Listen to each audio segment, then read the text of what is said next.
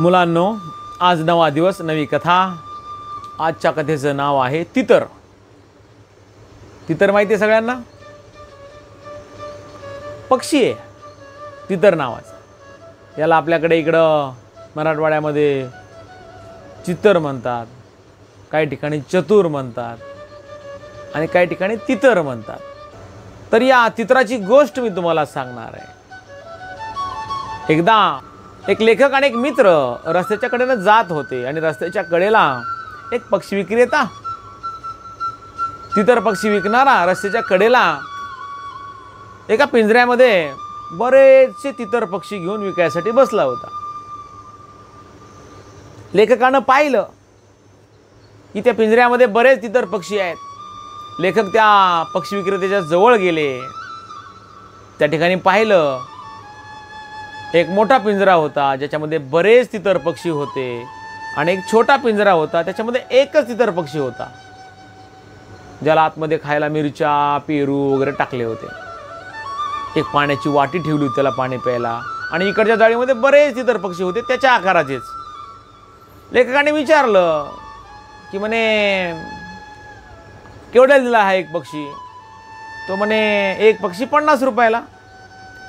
आणि लेखक म्हणे हा इकडचा जो एकटा आहे तो?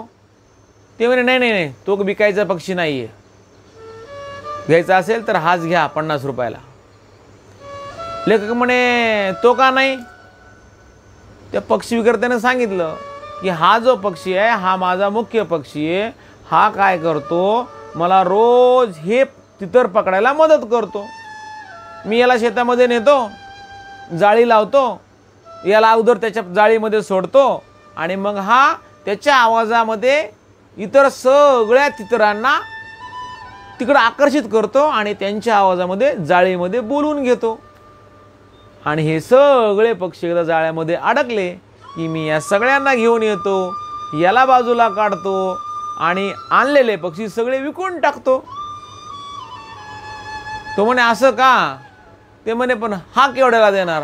ते म्हणे नाही नाही, तो विकायचा नाही, तुम्हाला घ्यायचा असेल तर त्याचे 500 रुपये पडतील।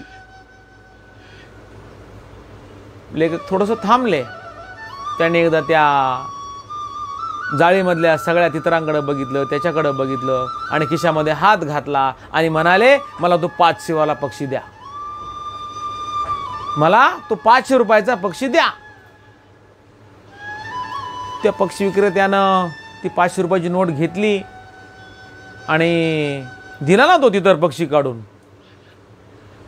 जसा त्या पक्षी विक्रेत्यानं तो पक्षी लेखकाच्या हातामध्ये काढून दिला तसं लेखकानं त्या पक्ष्याचं असं जागेवरती मुंडकं पिरगाळलं आणि त्या पक्षाला जागेवरती मारून टाकलं। गतप्राण झाला तो पक्षी, मरून गेला।